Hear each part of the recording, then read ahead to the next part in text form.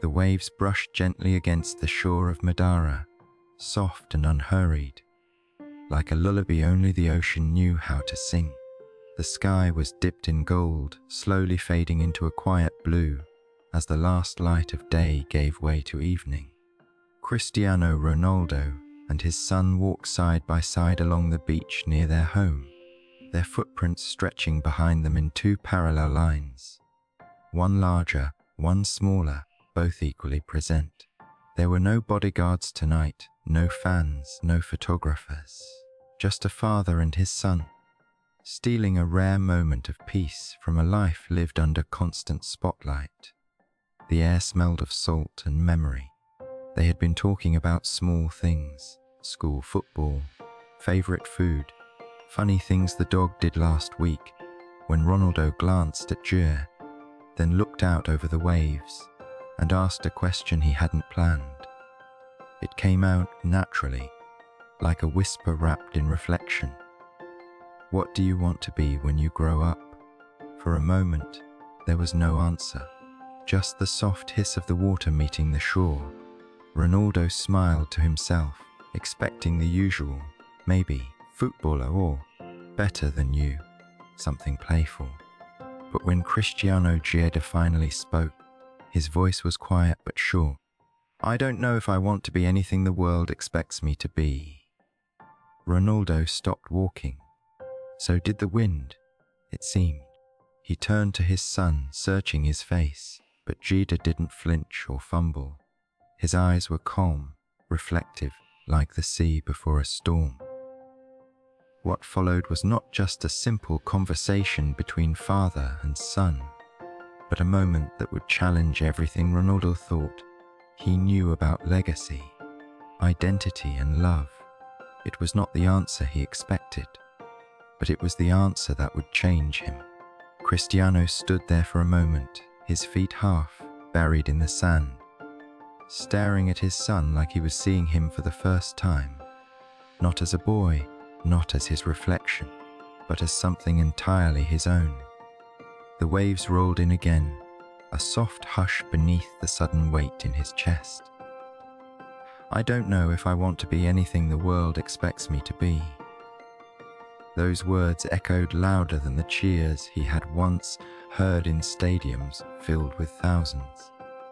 He started walking again, slowly this time, letting the question settle in the silence between them. The world had never given Cristiano Ronaldo the chance to just be. Since he was a teenager, he had been expected to dominate, to dazzle, to deliver. Every goal had been a promise kept, every match a legacy further written in stone. And now, his son, born into the glare of that same spotlight, had inherited not just his name, but the weight that came with it. From the moment Gia could walk, people had been watching, commenting, comparing, calling him the next Cristiano, long before he had chosen who he wanted to be. Ronaldo had always tried to protect him from it. But how do you protect someone from something you never escaped yourself? He remembered the way coaches looked at Gia, not with curiosity, but with expectation. The way fans shouted his name in youth tournaments, not because of who he was, but because of whose son he was. He remembered overhearing whispers, even in private spaces. He has to be good. He has to be great. He's Ronaldo's boy. But what if he didn't want to be? What if greatness, as the world defined it, wasn't what Jer was chasing? Cristiano had never stopped to think about that, until now. They walked on in silence, side by side, the evening growing darker with each step. Ronaldo looked down at the sand, then at the horizon, then finally at his son. "Can I tell you something?" he asked. Gerd nodded. "There was a time," Ronaldo said, "when I believed that if I wasn't the best, I wouldn't be anything. That being ordinary was the same as being invisible." He paused. "So I became everything for them." His voice trailed off. "And sometimes I wonder if I ever stopped to ask what I really wanted to be." Gia. looked at him, his face still calm. "That's why I'm not rushing to decide," he said. "Because I don't want to be everything for the world and nothing for myself." Ronaldo closed his eyes for a second. The boy was right, and that truth spoken with such clarity pierced deeper than any press headline ever had. The world had always expected Cristiano Ronaldo to inherit the throne. But maybe he was building his own kingdom, far from the spotlight, and maybe that was the bravest thing of all. Cristiano stood still, his feet sinking slowly into the warm sand as the wind pulled gently at the edge of his sweater. The quiet truth his son had just spoken seemed to echo louder than any chant from the roaring stadiums he had once ruled. "I don't know if I want to be anything the world expects me to be." It was such a simple sentence. No anger, no rebellion, no dramatic tone, but it landed like a storm in his chest. He glanced at Ronaldo, who was already walking ahead again, calm and steady, as if he hadn't just cracked something open in his father's heart. Cristiano began to follow, more slowly this time, as though each step carried the weight of a memory. For so long, he had lived inside a machine, one built on excellence, discipline, and relentless drive. His career had not only demanded perfection, it demanded that he become more than human. Unbreakable, and every goal, every sprint, every trophy wasn't just for the record books. It was a message to the world: I matter. I will not be forgotten. And somewhere along the way, that message had stopped being about himself. It had become armor, protection, a performance. And when his son was born, the world wasted no time scripting the sequel. The next Ronaldo, they said, the heir to the throne. Cristiano had heard it in whispers from fans at airports, from coaches in locker rooms, even from journalists pretending to be kind. They didn't see a boy. They saw a headline, a prediction, a brand extension. From the moment Ronaldo could tie his boots, people were comparing his footwork to that of his father. Cameras found him even when he wasn't playing. Expectations didn't wait for him to grow up. They arrived early, uninvited and loud. And Cristiano, despite all his protective instincts, had sometimes let those expectations in. Not because he wanted to, but because he didn't know how to stop them. Deep down, maybe a part of him thought, if I can handle it, maybe he can too. But now, walking beside his son on a beach untouched by cameras, Cristiano realized something uncomfortable. His son wasn't born to finish his race. He was born to run his own. They reached a large piece of driftwood where Ronaldo sat down without a word. Cristiano joined him, staring out at the horizon, darkening but still vast and full of color. After a long silence, he spoke. "I used to think legacy meant leaving something behind that everyone could see. Records, goals, the number 7 shirt. I worked my whole life to make sure people would never forget me." He looked down, his hands clasped together. "But I never thought about how that legacy might feel to you." Ronaldo listened, his eyes fixed on the horizon. "I don't want to disappoint you," he said quietly. "Everyone assumes I'll be like you, that I want that. Sometimes I don't know if I want to be on the field, or if I just feel like I have to be." His voice didn't shake, it was steady, but in it, Ronaldo heard the exact same voice he used to have, back when he was just a boy running alone on a concrete pitch in Madeira, trying to be enough. Cristiano turned to face his son. "You don't have to be me," he said firmly. "I need you to know that. Not just hear it. Know it. You don't owe the world anything. Not your last name, not your footsteps." He hesitated. "Not even your potential." Ronaldo looked down. "But they see me because of you." "I know," Ronaldo said. and it's not fair." They sat in silence again, but this time it wasn't heavy, it was real shared. The wind picked up slightly, carrying with it the scent of sea salt and something softer, something like grace. Cristiano continued, "When I was your age, no one believed in me, so I spent my life trying to make sure everyone did, but I never stopped to ask what I believed about myself." He looked at Gia, eyes soft but serious. "I don't want that for you. You deserve more than applause. You deserve freedom." Jetta turned toward him. "So what if I decide not to be famous?" Cristiano didn't flinch. "Then I'll be the proudest father alive." Dra raised an eyebrow. "Even if I become like a painter or something?" Cristiano smiled, then chuckled. "Especially if you become a painter. I can finally stop worrying about goals and start learning about color theory." They both laughed, and for a moment, it was just that. Laughter between a father and a son, no weight, no legacy, no spotlight. Just presence. And in that laughter, in that honesty, Cristiano Ronaldo realized that maybe legacy isn't something you build for the world. Maybe the truest legacy is the space you create for the people you love to become whoever they're meant to be. Even if that means stepping out of your shadow, not into it. The sun had almost disappeared now, leaving behind only streaks of orange and violet across the sky, like the last brushstrokes on a fading canvas. The waves whispered steadily behind them, but Cristiano Ronaldo could barely hear them anymore. His focus was entirely on his son, who now sat cross-legged on the sand, drawing absent-minded circles with his finger. The silence between them had grown softer, no longer heavy with expectation, but filled with something else, a permission to speak, and Cristiano did, slowly, thoughtfully. "I think I used to want to be like you because everyone else wanted me to be," he began. His voice wasn't bitter, just honest. They'd come up to me and say, "You're going to be even better than your dad."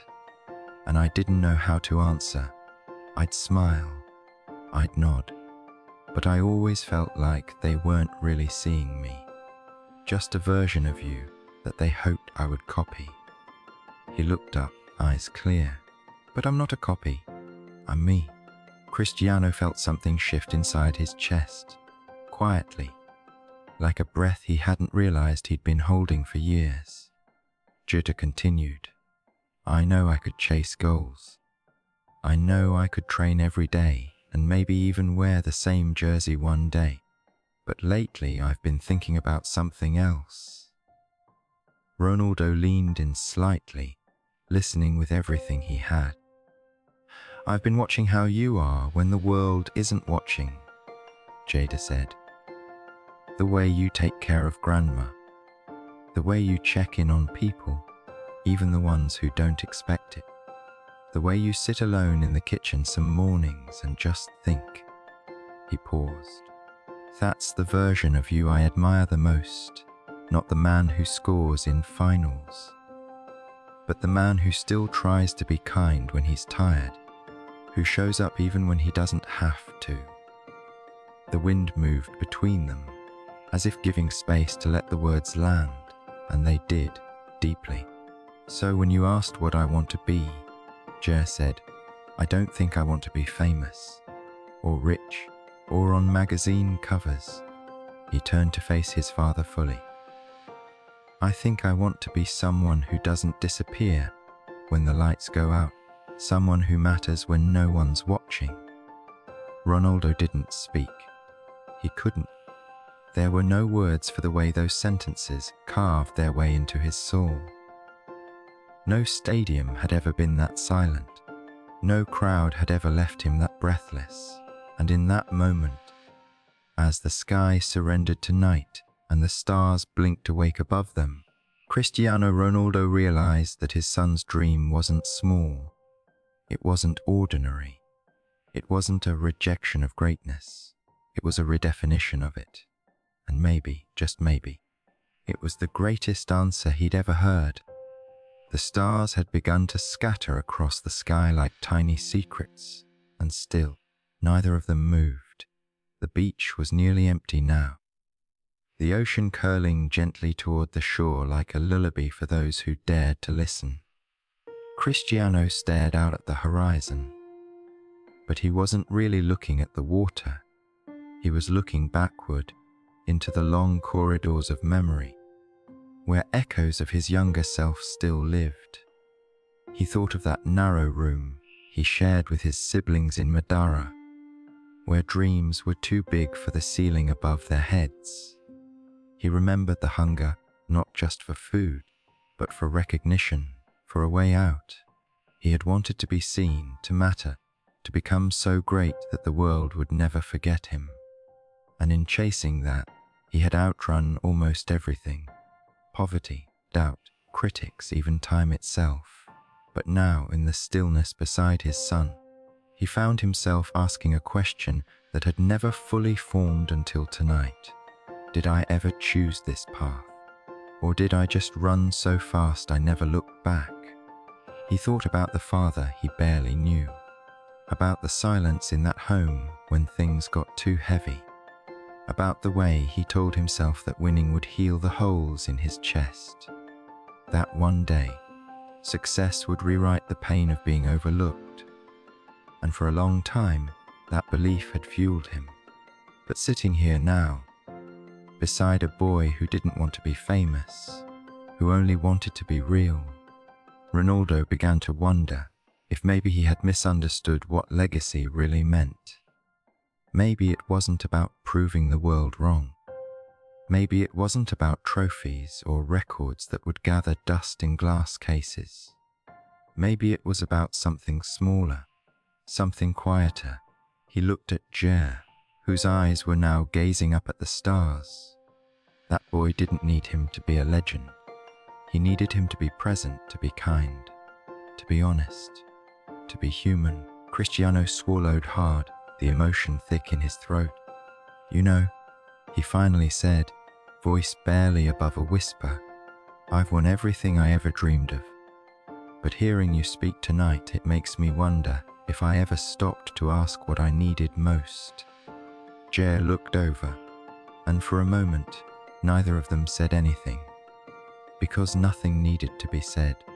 In the space between them, filled with sand, silence, and starlight, something had already been spoken, and for the first time in his life, Cristiano Ronaldo wasn't thinking about how to win the next game, or train harder, or break one more record. He was thinking about how to be still, how to listen, how to love. And that, perhaps, was the hardest and most important thing he'd ever have to learn. The sky above Madeira had darkened to a velvet navy, punctuated by the shimmer of distant stars, uncaring, unblinking, eternal. The kind of stars that had looked down on Ronaldo when he was just a boy, and were now looking down again, this time on a man reckoning with himself. He sat on the beach beside his son, but in his mind, he was somewhere else. Years back, decades even, in the narrow, humid rooms of his childhood. The ceilings were low, the wallpaper peeled at the corners, the air was thick with silence and struggle. He remembered lying awake as a child, listening to the neighbors' televisions through paper, thin walls, wondering if life ever felt easier for other people. He remembered the sound of his mother's footsteps late at night, working, moving, worrying. He remembered his father's silence, heavy and slow, like rain that never quite came. And above all, he remembered the promise he made to himself: "I will escape this. I will become someone they cannot ignore." And he had. Cristiano Ronaldo had escaped, conquered, risen. From the dirt pitches of Madeira to the manicured fields of Old Trafford, the Santiago Bernabeu and beyond. He became a name, a brand, a symbol. He became the man. But sitting here now, beside his son, who had just said he didn't want to be what the world expected. Cristiano felt something twist inside him. He had built his entire life on the belief that being the best was the only way to matter. That if he ran faster, scored more, trained harder, sacrificed longer, he could outrun his ghosts. And he did. But now he wondered if, in doing so, he had also outrun something softer, something vital. Had I forgotten who I was running for? He thought.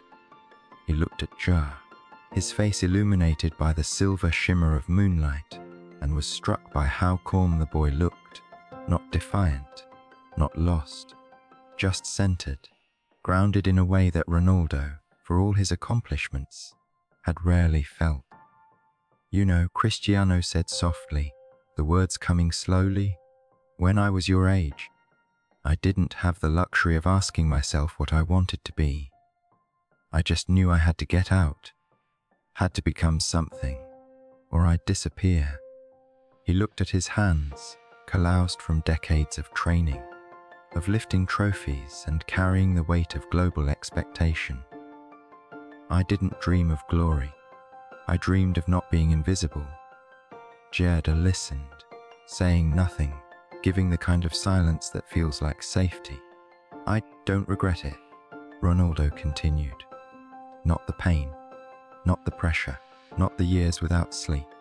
But sometimes," he hesitated, eyes scanning the sea, "sometimes I wonder what I missed while I was busy becoming someone the world would remember."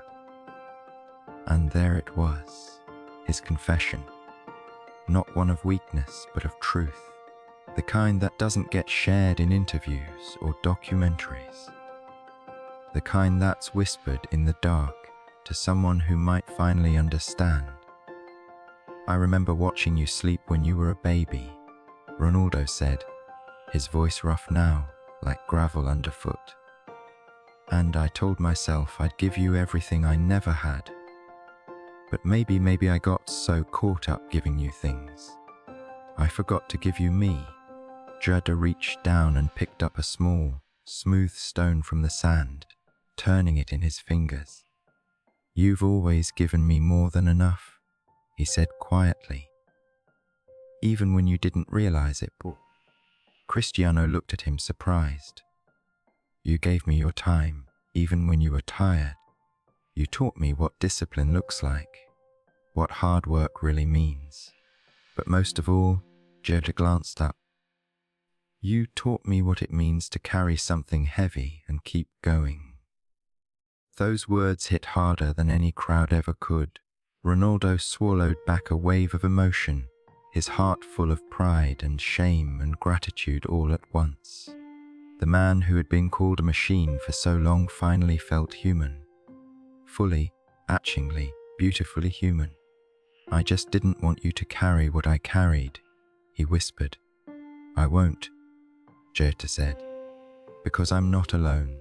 They sat in silence, the waves rolling in like time itself. And in that quiet, under the same stars that once watched over a boy with nothing but a dream, Cristiano Ronaldo finally faced his reflection, not in the mirror, not in headlines, but in his son. And he realized he hadn't failed. He had become exactly who he needed to be, so that his son could choose something different, something lighter, something free. The house was quiet that night, the kind of silence that only arrives after something real has been said. Not awkward, not forced, but earned. Cristiano J had already gone to bed, his door slightly ajar, a soft yellow light still glowing from inside. He always liked to read a little before sleep, a habit he'd picked up on his own, far from the cameras, the noise, the training pitches. Ronaldo passed by the door and paused, watching his son's silhouette gently shift under the covers. Then he continued down the hallway, past the trophies, past the framed jerseys, past the golden balls in their glass cases, markers of a life the world had measured in goals and headlines. But tonight, none of those accolades felt heavy. What weighed on him now wasn't made of metal. It was memory, and love, and something else, something harder to define. He entered his private study and sat down at the long wooden desk he rarely used. No laptop, no camera, just a blank sheet of paper and a pen. It felt strange, almost outdated to write by hand, but somehow it felt right, necessary. This wasn't a press release. This wasn't for the media. It was for one person, just one. He stared at the page for a long time before the first words came. Then slowly, his hand began to move. My son, if you're reading this, maybe it's because I couldn't find the right words to say aloud what my heart has been trying to whisper for years. You know me as your father, the man who jokes too much at dinner, who burns pancakes, who forgets where he left his keys but never misses a training session. But the world knows me differently. They see the goals, the trophies, the headlines, and sometimes I've that version of me become too loud, even at home. So tonight, I want to give you something I never got, a truth no one gave me when I was young. You are not here to fulfill anyone's expectations, not mine, not the world's. You are not a shadow of my legacy, and you are not a sequel to my story. You are your own story, and whatever shape it takes, I will love it. I will love you. If you choose football, I'll be there. Not as a coach, not as a fan, but as your father. If you choose something else, music, painting, science, or something I don't even understand, I'll still be there. I won't walk behind you. I'll walk beside you. I chased greatness because I thought it would protect me, because I thought the world only saw worth in winning, and maybe it did, maybe it still does. But I've learned something too late to use for myself, and just in time to give to you. The greatest legacy isn't how many people remember your name. It's how deeply the people closest to you feel your presence. You are already enough. You always have been. He paused, pen hovering over the paper, heart full. So when the world asks you what you want to be, don't answer quickly. Answer slowly. Answer truthfully. Answer for yourself. And whatever that answer is, I will be proud. Not because you became someone like me, but because you became someone like you. He signed it simply, your dad. Ronaldo folded the letter carefully and placed it inside a small notebook where he kept personal thoughts. He didn't plan to give it to Judah tonight, maybe not even tomorrow, but someday, when the moment was right, when the words were needed, the letter would be there, a truth quietly waiting. And as he turned off the lamp and walked back down the hallway, past the golden memories, past the noise of 1,000 stadiums now long quiet, he felt something inside him settle. Not the end of a chapter, but the beginning of a new one. One not written by sport, but by fatherhood. One not spoken in interviews, but in silence and in love. The morning sun had just begun to stretch its arms across the cliffs of Madeira, casting soft golden light through the tall windows of the villa. The world was quiet, not with absence, but with intention, as though even time itself had slowed down to let something gentle unfold. The air was filled with the subtle scent of warm batter and strong coffee, and Cristiano Ronaldo, for the first time in longer than he could remember, wasn't checking his phone, wasn't thinking about the gym, wasn't rehearsing answers for an upcoming interview. He was in the kitchen, sleeves rolled up, flipping pancakes with far too much focus for someone who had lifted 5 Ballon d'Ors. There was flour on the counter, and syrup had already found its way onto the edge of the plate. But he didn't care. Today, this was the field he was playing on. He glanced at the clock, not out of pressure but anticipation. A moment later, the soft shuffle of socks down the hallway marked Judah's entrance. eyes still half shut, his voice a sleepy murmur. "Smells like one of your experiments." Ronaldo turned and grinned. "Your favorite kind." He slid the plate onto the table. 2 imperfect pancakes stacked with a bit too much syrup, a banana sliced unevenly on the side. Presentation 0. Effort 10. Gia chuckled and sat down reaching for a fork. But before either of them dug in, Cristiano sat across from him.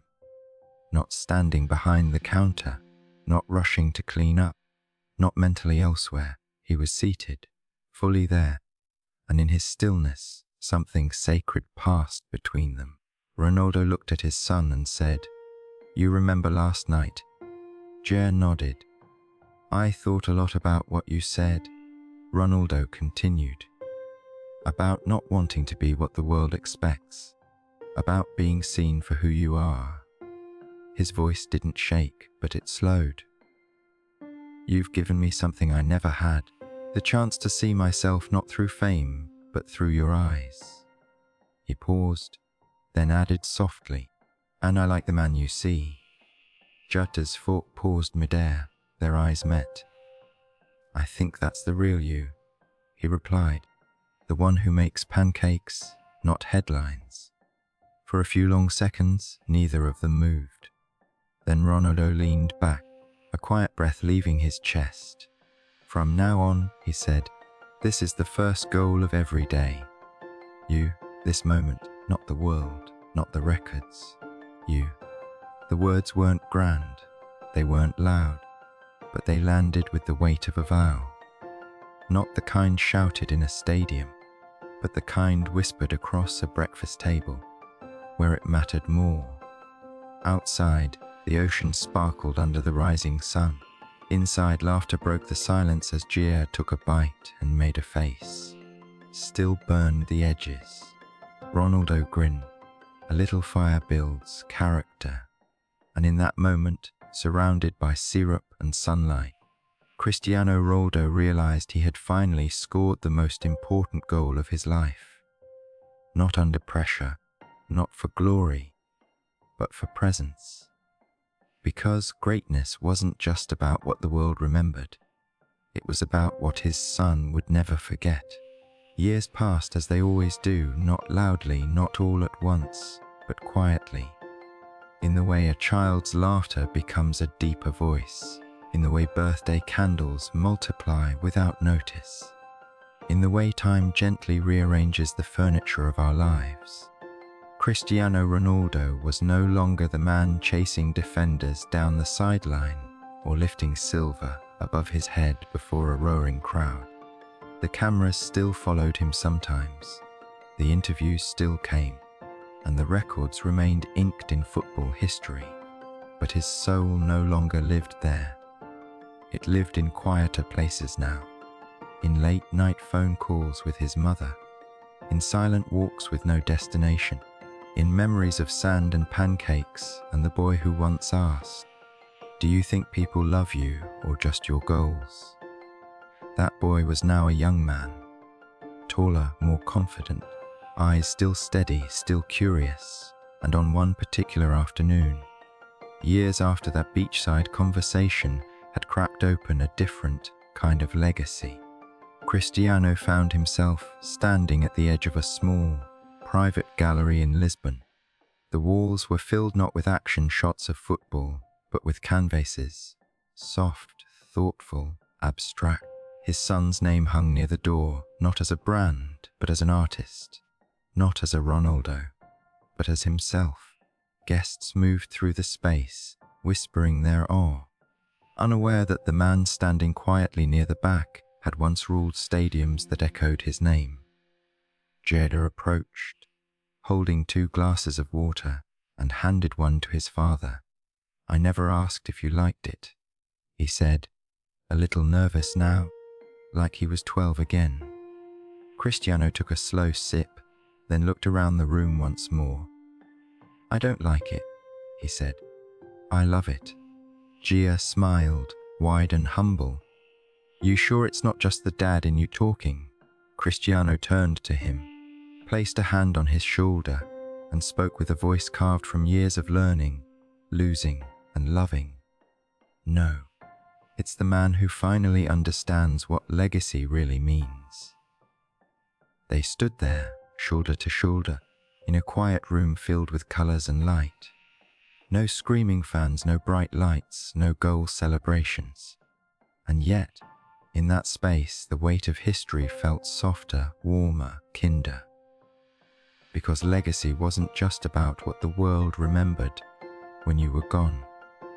It was about what the people you loved carried forward, even when you said nothing at all. As they stepped outside into the Lisbon sun, a breeze moved through the trees, and Cristiano looked at his son one last time before they got into the car.